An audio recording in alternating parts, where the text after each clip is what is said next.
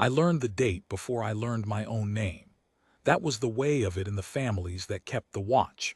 A child of the tier learned to count backward to the night the sky burned, and forward to the night it might burn again, and the two numbers met somewhere in the middle of you and held there for the rest of your life like a stone swallowed young. 80,000 years. We did not say it the way other people said large numbers, the way a man says the distance to a star and feels nothing because the figure is too big to land. We said it the way you say the name of a man who killed your father, with weight, with intent. The cindering, they called it in the old records, though the people who lived through it had no word grand enough and only wrote, in the few hands that survived, that the sky had come down.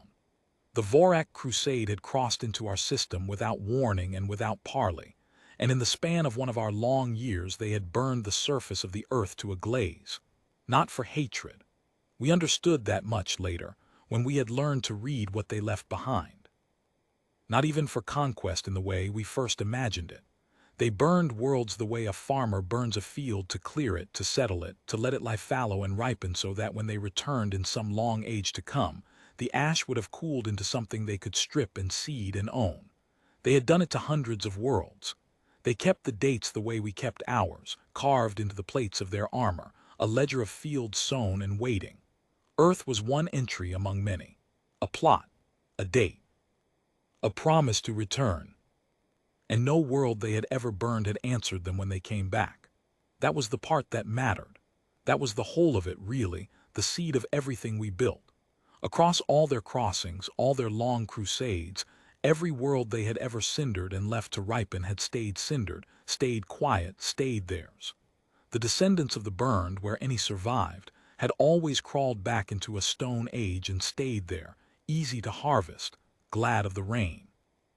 The Vorak had no reason in their long memory to expect anything else from us. We were a field. We were an appointment in a book. What they could not have known, what no record of theirs accounted for, because it had never once happened in the whole span of their reckoning, was that on Earth, a few thousand had lived through the night the sky came down. Not in the cities, which were glass before the first dawn. In the deep places. In the mines and the drowned tunnels and the cold halls under the mountains, where heat and time move differently and a stubborn animal can outlast the death of the world above it. They came up after a generation into a planet of ash and a sun gone the color of old iron, and they did the one thing the Vorak had never seen a burned people do. They remembered and they swore. The oath has come down to us almost word for word, which is itself a kind of miracle because they wrote it on whatever they had, on stone and on bone and on sheets of beaten metal, and they made their children copy it until the copying became a rite and the rite became a discipline, and the discipline became, across 80,000 years, a civilization. The oath was not complicated. It said, they will come back to take what they think is theirs. We will be ready. We will not forget, and we will not sleep, and we will not be a field for any hand. Keep the watch. I am Maddox Wren. I commanded the dreadnought Corvin in the years the watch was passing into me, and I was on her deck the night the Crusade came back. I want to set it down plainly, the way a man sets down a true thing he has carried too long, because there are fewer of us every year who saw it with our own eyes, and the ones who write the histories were not there, and they make it sound like a triumph. It was not a triumph in the moment. In the moment it was 80,000 years of held breath, and then the breath going out. Let me tell you first about the watch, because if you do not understand the watch you will think what happened was luck, and it was not luck. There is no word I hate more than luck for what we did. The Corvin was 4 kilometers from bow to stern, and she did not sit in a dock the way ships sit in stories. She stood. She stood upright in a launch silo cut into the bedrock under the coastal megacity of Lothran, nose to the sky, in a cradle of mag rails and fuel lines, and 1,000 things kept warm and ready. And she had stood that way, she or a hull before her of the same name, for longer than most nations of the old burned earth had managed to exist at all. There were 9 such silos under Lothran and 40 more under the cities up the coast, and the like of them under every great city of the earth and on the moon and out among the rocks, and together they were called the tiers, and the dreadnoughts in them were the Helen tier, the standing alert, the watch made into steel. We did not patrol with them. We did not show them. A man could live his whole life in Lothran, ride the rail trains over the silos every morning, raise his children in the light of the shield arrays, and never once see a dreadnought, because the dreadnoughts were down in the dark, standing, waiting, kept at a readiness that other peoples could not have imagined sustaining for a single year, and that we had sustained for 80,000. We drilled the scramble nightly. I want you to sit with that. Every night in every silo, on every platform, the crews ran the launch as though the Crusade were already in the sky. Every night for 80,000 years, give or take the nights of plague and famine and the 2 civil wars and the long cold when the glaciers came back, and even through most of those, because the discipline had outlived the reasons men usually keep discipline for. We did it when there was no enemy. We did it when whole generations went to their graves doubting the Vorak had ever been real, calling the cindering a myth, calling the watch a makework for soldiers and attacks on the living. We did it through their doubt, and we did it through our own. I drilled the scramble of the Corvine 4,000 times before the night it counted, and I could have run it dead, and on the night it counted I very nearly had to. My mother kept the watch before me, on a platform in high orbit, and her mother before her in the deep listening halls under the northern ice, and somewhere far back the line ran to one of the few thousand who came up out of the mines into the iron light, though no family can truly trace it that far, and any who claim to are lying. It does not matter. The watch was not a bloodline. It was a thing you took up. My mother gave me the count and the oath the way she had been given it, sitting me down when I was small and making me say the number, 80,000, and then making me say what we owed it. We owe it everything we are, she said. We are the only burned world that ever woke up. Do not be the generation that goes back to sleep. We were not. That is the simplest way I can put what I am proud of. We were not the generation that went back to sleep.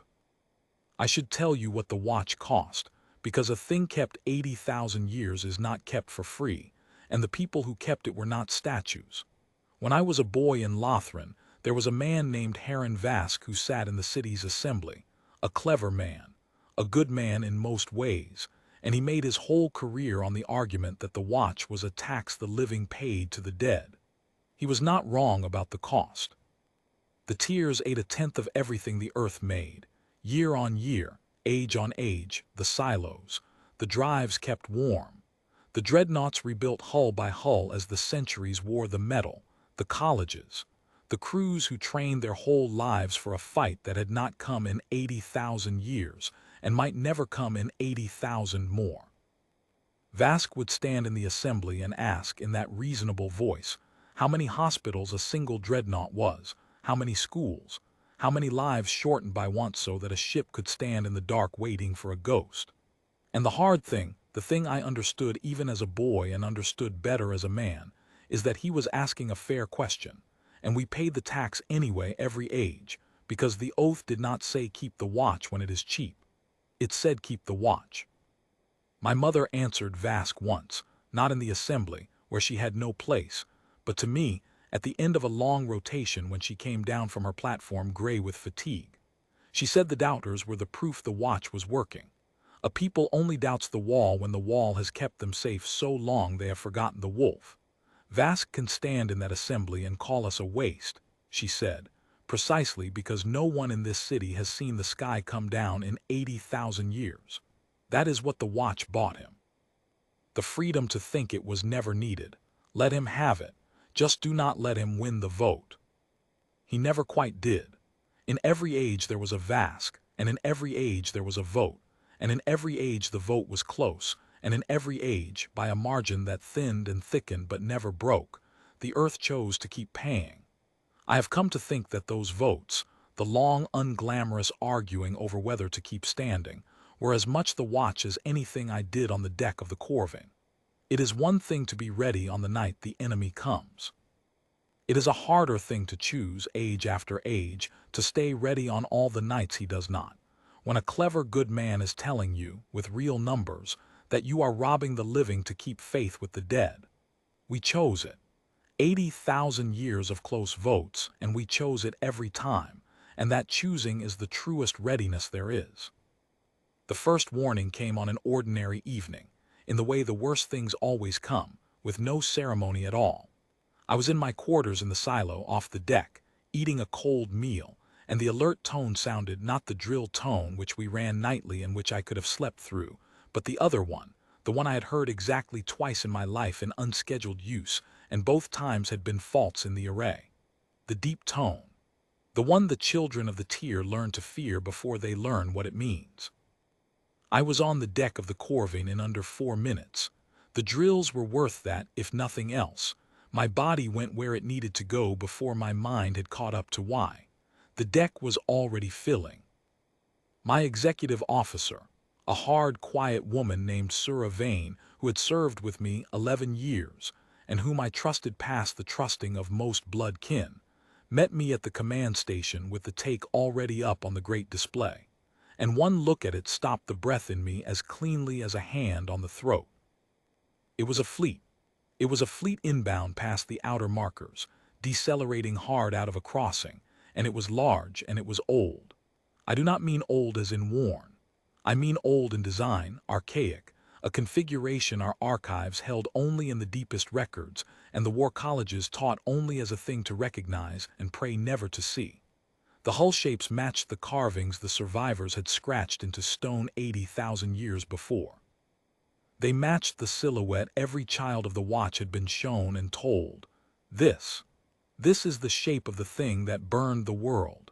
If you ever see this shape in the sky, the watch was right, and the doubters were wrong, and everything we asked of you was true. The Vorak Crusade had come back to harvest its field. I have been asked since what I felt in that moment, and the honest people who ask want me to say fear, and the answer disappoints them because it was not fear, not first. The first thing I felt, God help me, was a kind of terrible relief. 80,000 years of my people keeping a watch that half of them in every age thought was madness, and here at last in my lifetime on my deck was the proof that it had not been madness. We had been right. They were real and they had come, exactly as the oath had said they would, and we were ready, exactly as the oath had sworn we would be. The relief lasted perhaps 2 seconds. Then the rest of it landed, the weight of what being right was going to cost, and I gave the orders. The Helen Tier scrambled in 11 minutes from the deep tone. 11 minutes from a standing start to 49 dreadnoughts rising on their rails out of the bedrock of a dozen cities, breaking the surface in gouts of steam and torn concrete that had been engineered 80,000 years prior to be torn, lifting on their drives into the evening sky over Lothran and the coast and the world. The orbital platforms came alive. The shield arrays that the people of Lothran walked under every day and thought were weather towers spun up to the load they had been built for and never used. On the moon the lunar batteries tracked and locked. Out among the rocks the forward posts that had logged 80,000 years of empty sky logged, at last, a target. The whole machine of the watch, the thing we had kept warm through every doubt, turned over once and ran perfectly, because we had run it every night of our lives, and it did not know how not to run. I have run that scramble in my memory more times than I ran it in the silo, and in memory it is always the same, because in life it was always the same, which was the point. The deep tone, and then the deck lights going to the launch color, the deep red we drilled under so that on the true night our eyes would already know it. The cradle releasing in stages I could feel through the soles of my boots, each stage a sound I had heard 4,000 times. Vane calling the board green a section at a time, drives, rails, seals. In the flat, unhurried voice we trained into ourselves precisely so that the true night would not sound different from the drills. The mag rails taking the Corvine's weight and the long shove beginning. 4 kilometers of ship moving up the bore of the silo, slow and then not slow, and the cap blowing off the silo mouth above us in a ring of torn rock and steam, and then the open evening sky, and Lothran falling away beneath us lit and unknowing, the rail trains still running, the festival lanterns being lit for an ordinary night that was not going to be ordinary. I remember thinking, in the half-second the city was visible below before we climbed past the cloud, that not one person down there knew yet, and that this was correct. This was what the watch was for, that they should be able to light their lanterns in ignorance because we had spent 80,000 years making sure their ignorance was safe. The dreadnoughts of the other silos broke the surface around me as I climbed, one and then another and then the whole tier, rising out of the bedrock of the cities in their gouts of steam, and the sky over the coast filled with them, 4 kilometers each, climbing, and I have been told it was the most beautiful and most terrible thing anyone living had ever seen, the Earth's hidden strength coming up out of the ground all at once into the evening, and I believe it. Though I could not see it the way the people below saw it, because I was inside it, I was one of the climbing ships, and from the inside it did not feel like beauty or terror. From the inside it felt like a drill. It felt like the 4,000th time. That was the gift the long years gave us. On the night the world's old murderers came back, the most extraordinary thing my people had ever done felt, to the ones doing it, like an ordinary watch turned at an ordinary hour. I want to be careful here because this is the part the histories get wrong and the wrongness matters to me. They write it as though Earth sprang a trap, as though we had been lying in wait, cunning, our strength hidden, ready to spring our true power on the unsuspecting foe. That is a lie, and it is the kind of lie that cheapens what my people actually did. We did not hide our strength. The Vorek simply did not look. They came back to a field and they did not look at the field, because in all their long crusading no field had ever needed looking at, and so they crossed the outer markers of our system reading instruments they had not bothered to update against a possibility they did not believe in, and they saw what they expected to see, which was ash. A cooled world, a quiet world, a plot ripening on schedule. They were not ambushed by a hidden Earth. They were undone by an Earth that had been in plain sight, growing, building, arming itself in the open for 80,000 years, while they were not watching, because they had decided long ago that we were already theirs. That is the difference, and I will hold to it. We did not trick them. We outlasted them. We outremembered them. They forgot us, and we did not forget them, and in the end that was the whole war. The Corvin rose through the cloud deck over Lothran into the last of the daylight, and I took her up through the lower edge of the orbital fight, and from her deck I watched the Crusade discover the Earth.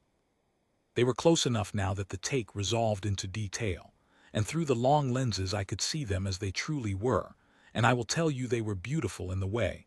A thing built only for one purpose is beautiful.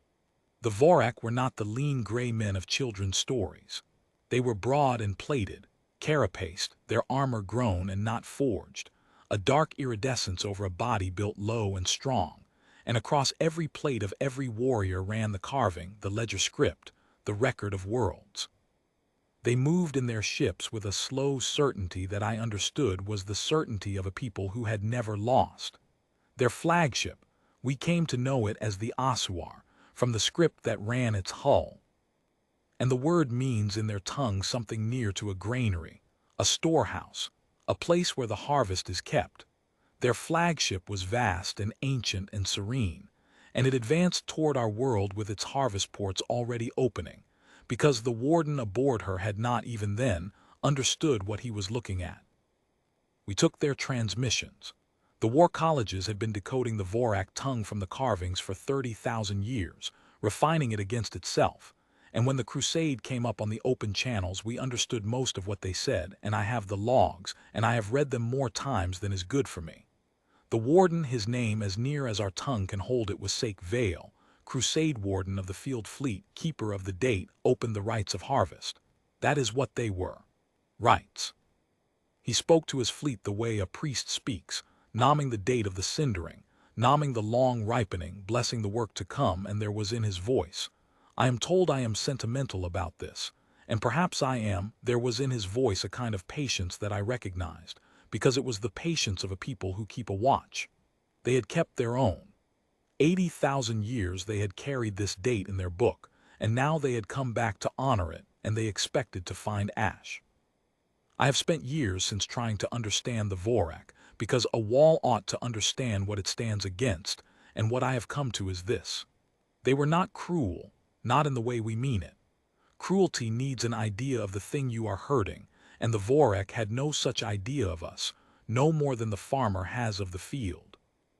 They were long-lived past our easy reckoning, and longer memoried still, for they carried their dead forward in the carvings, every warden's ledger inherited and added to, so that the warrior who burned the earth and the warrior who came back to harvest it were, in the way that mattered to them, the same warrior across 80,000 years, the same hand finishing the same task. That was the social logic of the whole crusade, and it was why they could not imagine us.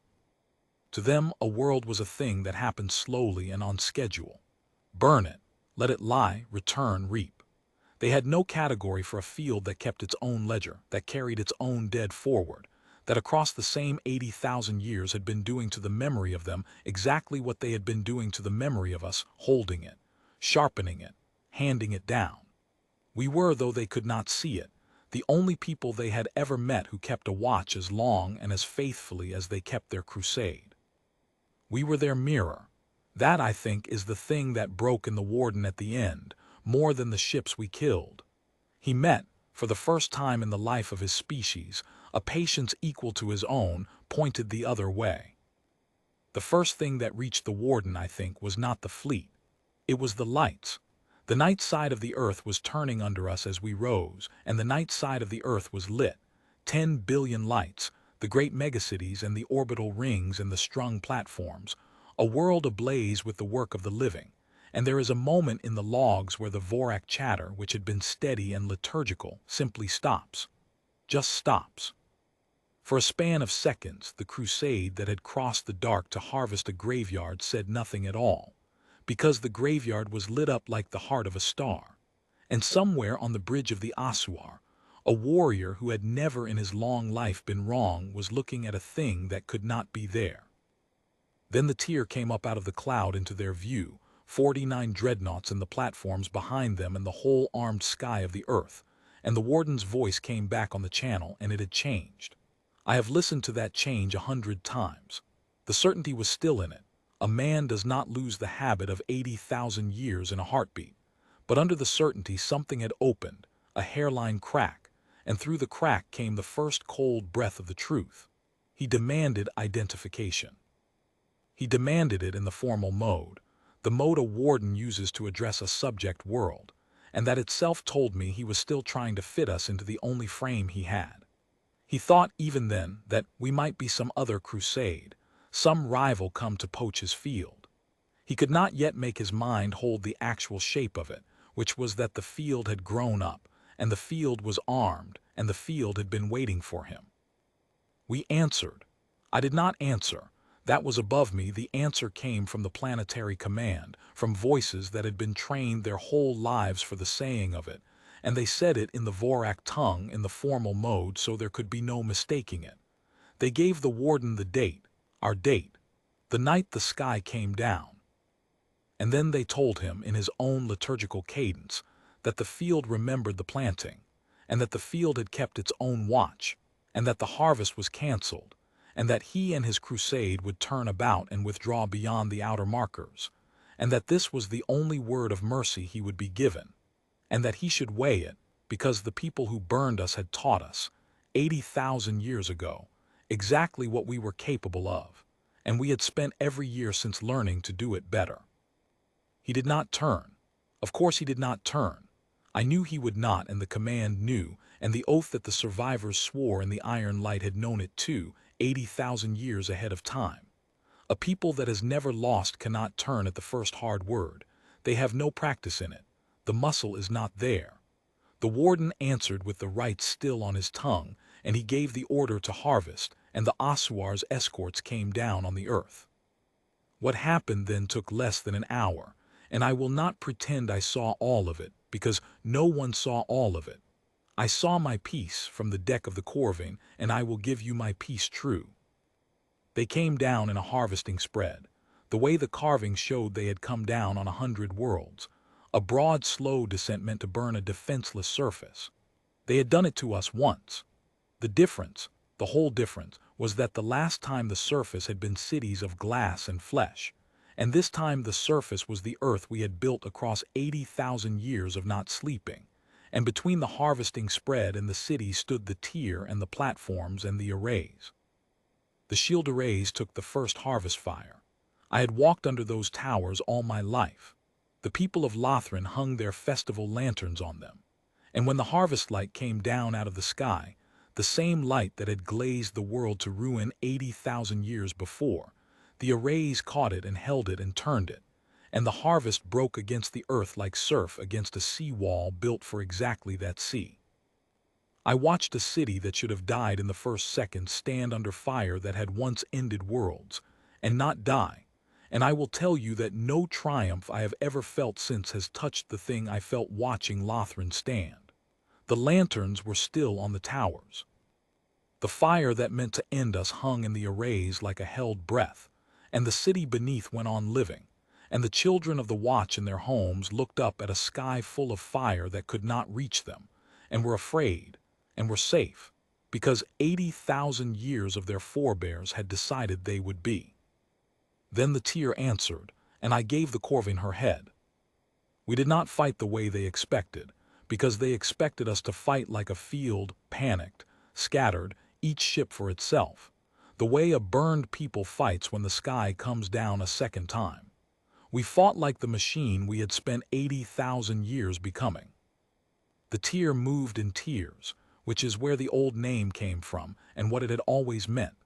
Layers of ships at staggered heights, each covering the throats of the others, the lower hulls drawing the Crusade's fire onto shields built to eat it, while the upper hulls fed their guns down into the gaps. No captain in the tier fought alone. We had drilled the same patterns out of the same colleges for so many generations that I knew where Sura Vane would put the corvine's nose before I gave the order, knew where the ships to either side of me would be, knew it the way you know where your own hand is in the dark. I called the turns and Vane flew them, and the gun crews fed the batteries, and none of it was inspired. None of it was the brilliance the histories want to give us. It was rehearsal.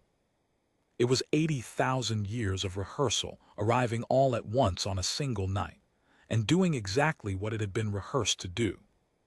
There was a moment, perhaps 20 minutes in, when one of the Crusade's heavy escorts broke through the lower tier and came up under us with its harvest lance charging, close, too close, the kind of close where a single ship dies in a heartbeat, and there is no drill that saves it. And there was no drill that saved it.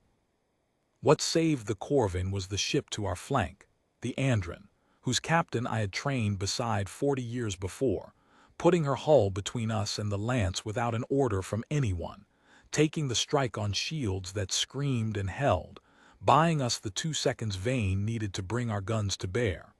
We killed the escort. The Andren limped out of the line with her flank glowing and her crew alive, and her captain said nothing to me about it then or ever, because in the tier you do not thank a man for being the wall. Being the wall is the whole of the work. He would have been ashamed if I had thanked him. I have never forgotten that he did it, and I have never said so to him, and he would not want me to. I will not dress up the fighting. It was hard, and it was not bloodless, and any man who tells you the Earth's answer to the Crusade was clean and easy was not in it. The Vorak were old and they were strong, and they had crossed more dark than we had ever dreamed of, and their ships did not die at a touch.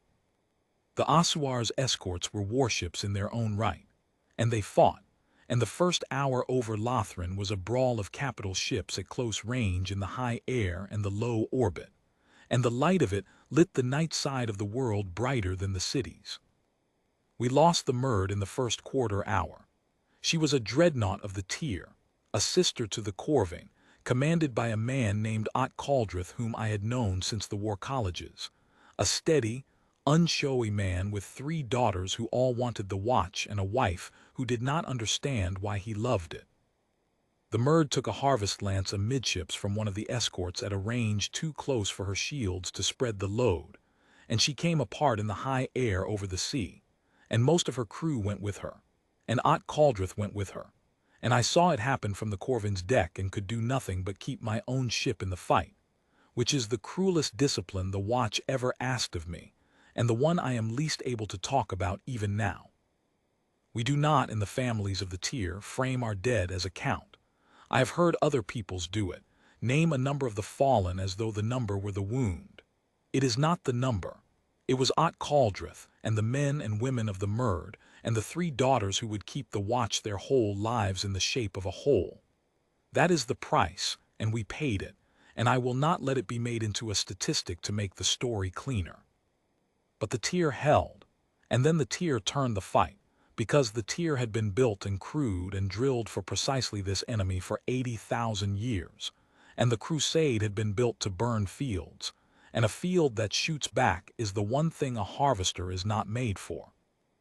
We took their escorts apart with a coordination that came not from genius in the moment, but from rehearsal across millennia, every captain knowing every other captain's mind, because we had run the same drills out of the same colleges, the whole tier moving like one disciplined hand.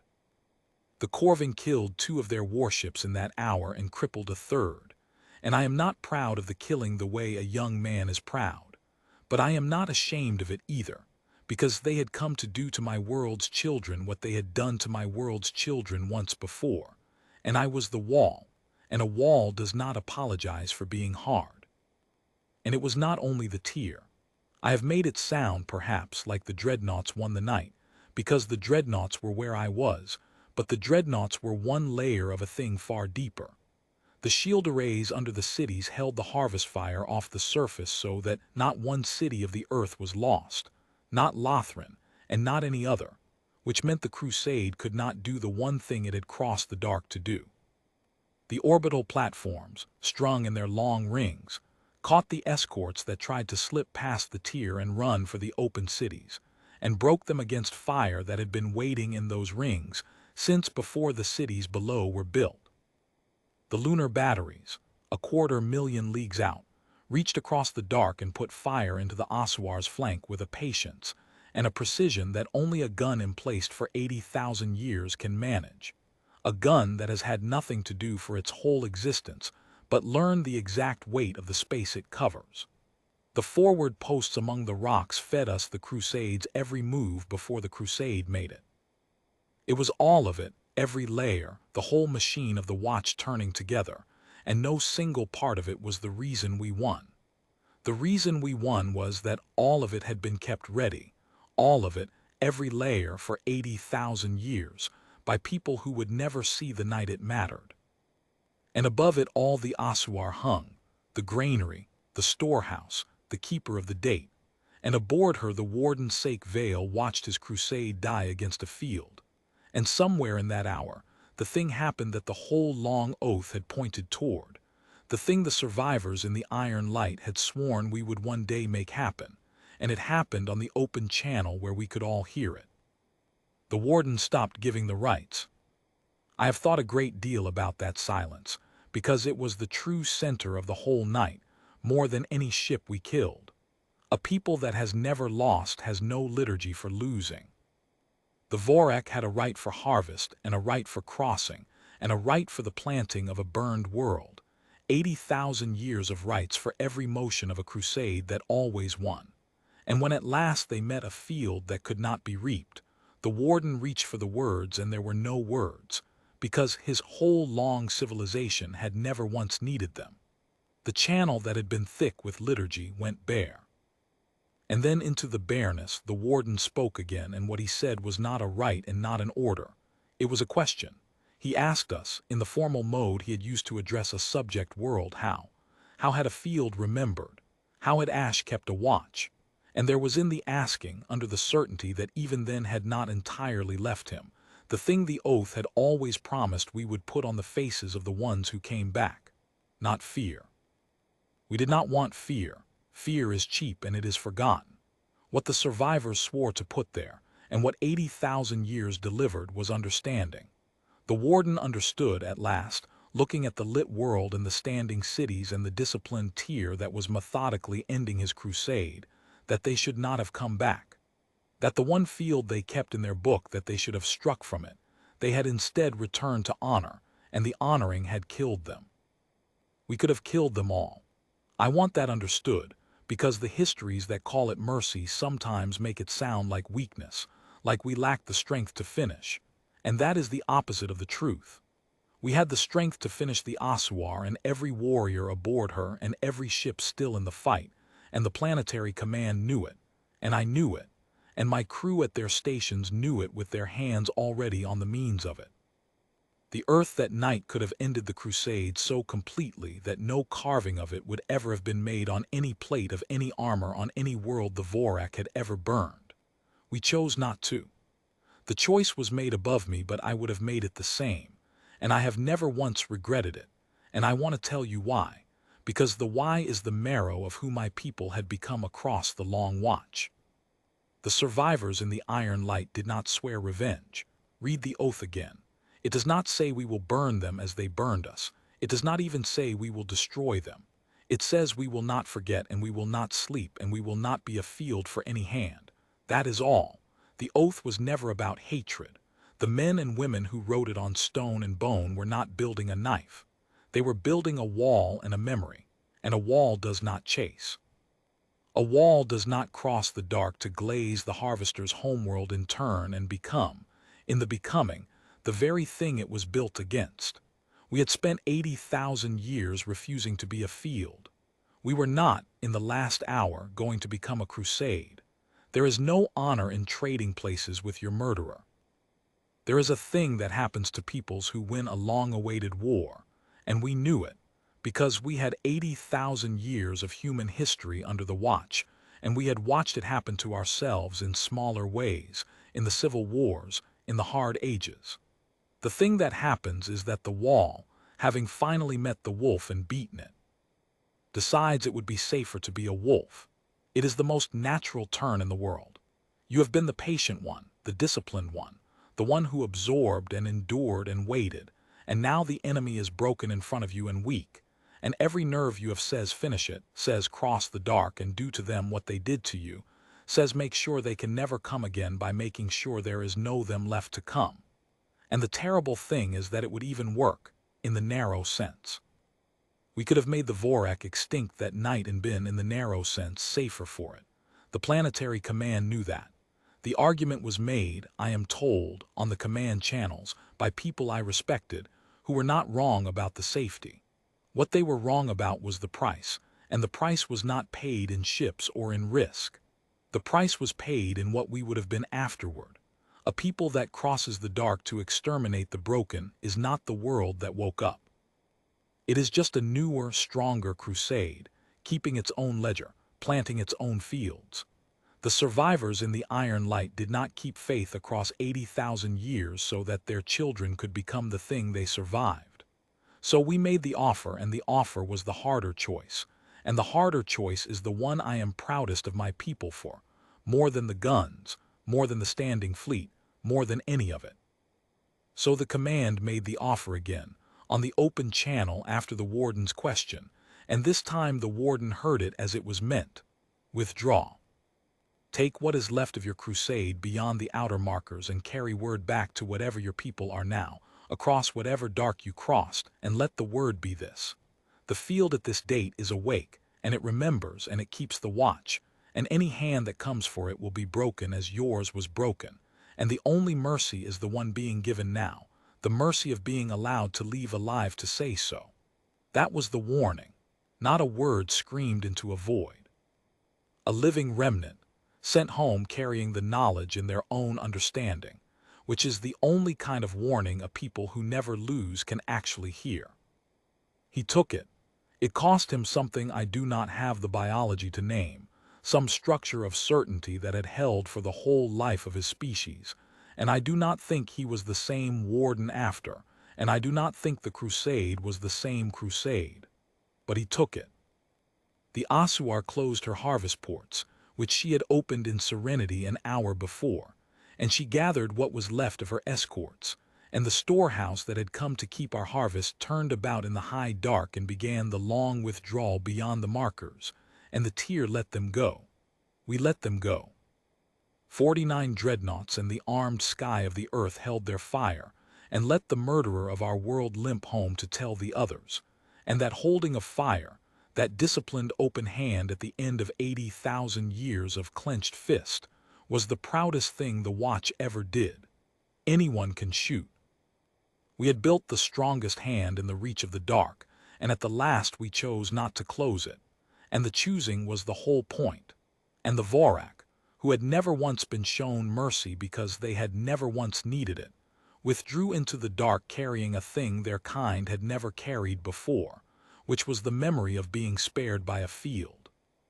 The fight over Lothran ended in the last hour before our dawn. I brought the corvine down through the cloud deck as the sun came up over the sea, and the city was there, lit and living, the festival lanterns still on the shield towers, the rail trains already running because the people who ran them had decided in the night that the trains would run, and I set my ship down in her berth, not the silo that night, but the open berth on the surface, because there was no longer any reason to hide the tier, and there has not been since. And I stood on her deck in the new light, and I did the thing my mother had taught me, the thing the families of the watch do, which is that I said the date. Not the old date, the new one, the night the Crusade came back, we keep two now, the night the sky came down and the night we proved the oath.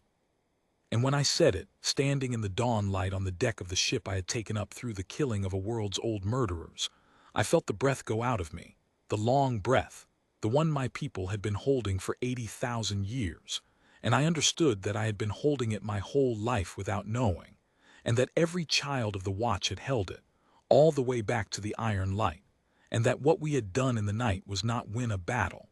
What we had done was let the breath out.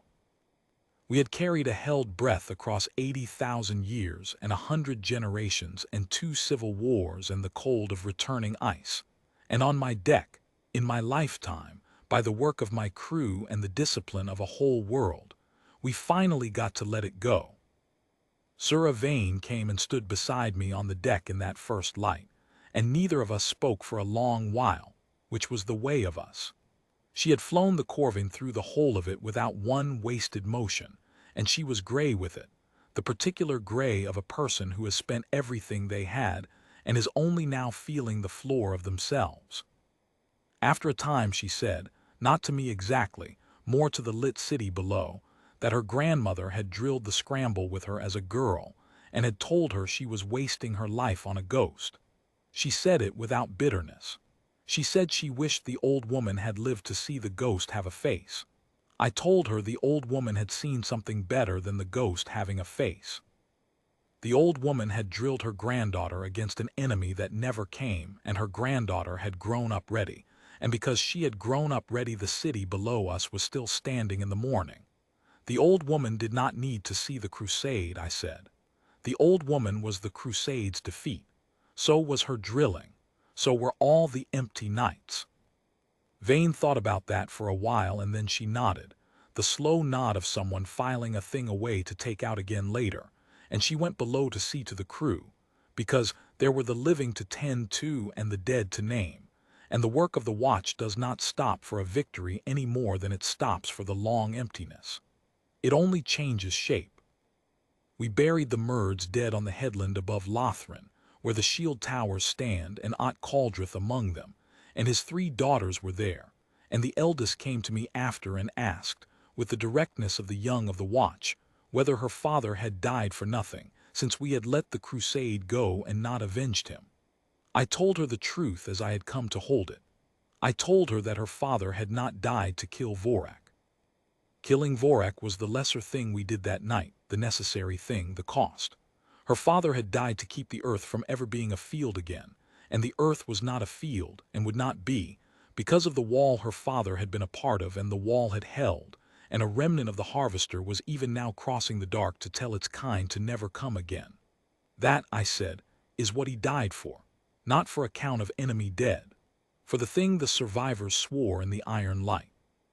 So that no child of any age to come would have to learn the old date the way you and I learned it, as a wound. He died so the wound could close. She did not weep. The young of the watch do not weep easily. It is bred out of us or trained, I have never been sure which. She nodded the way her father used to nod, steady and unshowy, and she said she would keep the watch, and I believed her, and she did. She commands a platform in high orbit now. She kept it the way her father would have, which is to say without ever once needing it, which is the way the watch is almost always kept, and is the harder way, and is the truer way. Because that is the part I most want set down, now that I am old and the ones who saw it are few. We did not keep the watch for the night the Crusade came back. We thought we did, while we were keeping it, and the night came and we were ready, and that was right and good. But the watch was never really for that night. The watch was for all the nights before it, the 80,000 years of nights when nothing came, when the doubters had every reason on their side, when keeping a standing fleet warm in the dark for an enemy that might be myth seemed like the maddest waste a people ever committed itself to. The watch was for those nights. The discipline of staying ready through the long emptiness, of running the scramble 4,000 times against an empty sky, of teaching the children the date when the date meant nothing. That was the actual work. And the night the Crusade came back was only the proof that the work had been real. Any people can rise to a single great night. We did not rise to it. We had been standing the whole time. We had been standing for 80,000 years, and when the night came, all we had to do was already be on our feet. The Crusade has not come back.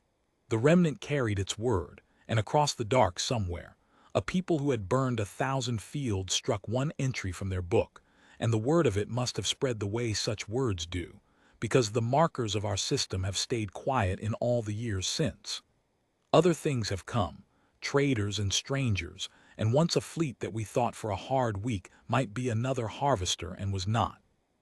But the Vorek have not come back, and I do not think they will, and I think that when the keepers of their dates read down their long ledger of fields planted and waiting, there is one line they read past quickly, one date they do not honor any more, one field they have learned to leave alone. I am too old now to take a ship up. I gave the Corvin over years ago to a younger captain, a good one, steady, and she stands in her open berth above Lothran where any child can see her, and the children come and look at her and learn the date, both dates, and ask the old question, whether the watch is still needed now that the Crusade has been broken and warned and sent home. The young captain sends them to me, sometimes, the persistent ones, and I tell them what my mother told me in the words she used because I have never found better. We are the only burned world that ever woke up. We woke up because someone, in the iron light, in the worst hour our kind ever lived through, decided that we would not go back to sleep, and decided it not for themselves, because they would be 80,000 years dead before it mattered, but for us, for the children of an age they could not imagine, lit cities and a standing fleet and a quiet sky. They kept faith with us across 80,000 years before we existed. The least we can do is keep faith forward the same distance. The Crusade is broken today. The dark is wide and it is old, and we do not know all the things in it, and a people that lets the breath out and then forgets why it was ever holding it is a people that will, in some age to come, be afield again. So we keep the watch, not in fear. The fear went out of us with the breath that dawn over Lothran. We keep it the way you keep a promise to someone who trusted you before you were born. The scramble still runs. Not nightly now, we are not what we were, and the young have other lives, and I am old enough to know that a discipline kept too rigidly past its need will break in a way that a discipline kept faithfully will not. But it runs. The silos are warm. The dreadnoughts stand. And every child of the families that took up the oath still learns the date before they learn their own name, and learns the number, 80,000, and learns what we owe it, which is everything we are. I have kept my piece of the watch. I kept it on the night it counted, and I kept it through the long years before and after when it did not seem to count at all, which is the harder keeping and the one I am prouder of. I will hand it on, the way it was handed to me, the way it was handed across the whole long dark from the iron light to here. And when the ones who come after me ask, as they always ask, whether it was worth it, 80,000 years of standing, all that watching of an empty sky, All those generations who kept faith and died, and never saw the night the oath came true, I will tell them yes. I will tell them I saw the night myself, from the deck of a ship, and I saw a field that had been burned to glass stand under the fire that burned it and not die. And I saw the murderers of the world look down and understand, at last, what we had made of ourselves in their long absence and turn, and go home broken into the dark. And then I will tell them the truest thing I know, which is the thing my mother told me, sitting me down when I was small with the number and the oath. The watch was never about the night they came back. The watch was about every night they didn't and we stood anyway. That is who we are. That is the whole of it. We are the world that woke up and we did not go back to sleep, and we will not, and the sky over Lothran is lit, and the ships are standing, and the breath we held for 80,000 years is out at last, and the air is clean, and we keep the watch.